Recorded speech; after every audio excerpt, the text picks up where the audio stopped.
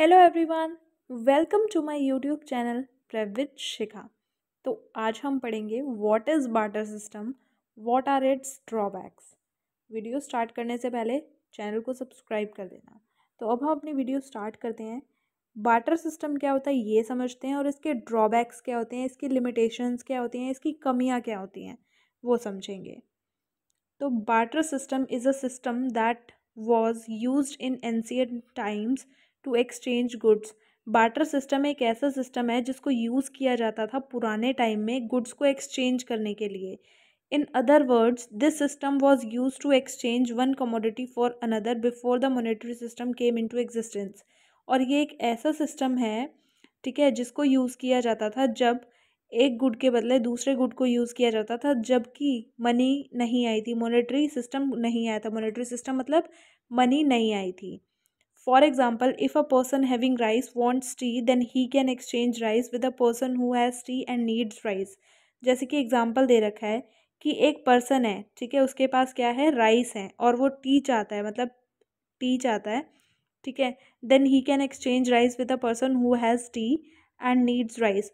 तो वो उसी पर्सन के साथ एक्सचेंज कर सकता है राइस को जिसके पास टी है और उसे राइस की ज़रूरत है। मतलब ये देखना कि मेरे पास जो है वो सामने वाले को चाहिए और मुझे जो चाहिए वो सामने वाले के पास होना चाहिए। एग्जैक्टली ये था barter system. The economy having the barter system was called CC economy. Economy में बार्टर सिस्टम को सीसी इकोनॉमी भी कहा जाता है। सीसी इकोनॉमी मतलब commodity to commodity economy. Commodity is exchange for commodity. The various drawbacks of barter system are as follows. अब इसके क्या हैं ड्रॉबैक्स, जो कि हैं कमियाँ।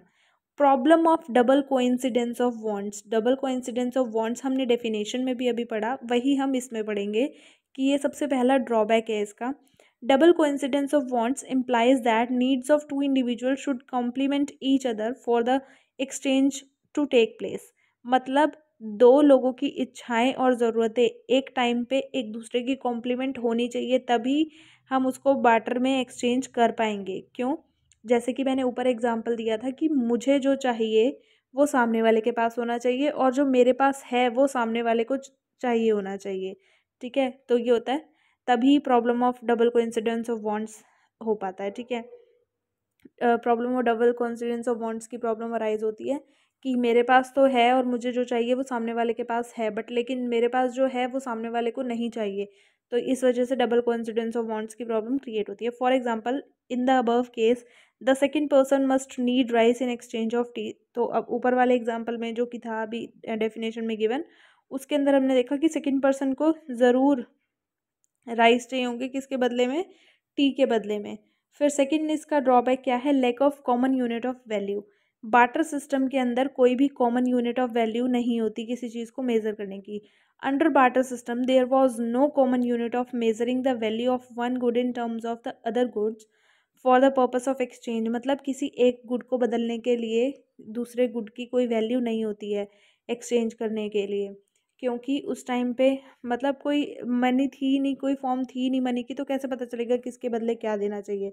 जैसे कि एग्जांपल दे रखा है, a horse can not be measured in terms of rice in the case of exchange between rice and horse. तो अगर हम घोड़े को देखें तो घोड़े को मेज़र नहीं कर सकते हम राइस के बदले, ठीक है, अगर घोड़े और राइस का एक्सचेंज करना है। मतलब अगर किसी ने मुझे अ, कितने एक भैंस के जितना, पता है ना सबको भैंस कौन होती है, बुफैलो, ठीक है, उसके जितना अगर किसी ने मेरे को कॉटन दे दिया तो मैं भी उसको उसके जितना बड़ा ही कुछ दूंगी, ठीक है। ऐसा नहीं है कि कॉटन की वैल्यू ज़्यादा है या कम है, या मैं जो दे रही हूँ उसकी वैल्यू ज़्यादा है, ये तो बात पता ही नहीं होती थी, ठीक है, क्योंकि मनी ही नहीं थी तो किसी चीज़ की वैल्यू नहीं थी। तो वही चीज़ कही गई है, lack of common unit of value. फिर है difficulty in wealth storage. It was very difficult to store commodities for future exchange purposes. बहुत डिफ़िकल्ट था कि कमोडिटीज़ को फ्यूचर पर्पस के लिए सेव किया जाए। The perishable goods like grains milk and meat could not be stored for exchange in future.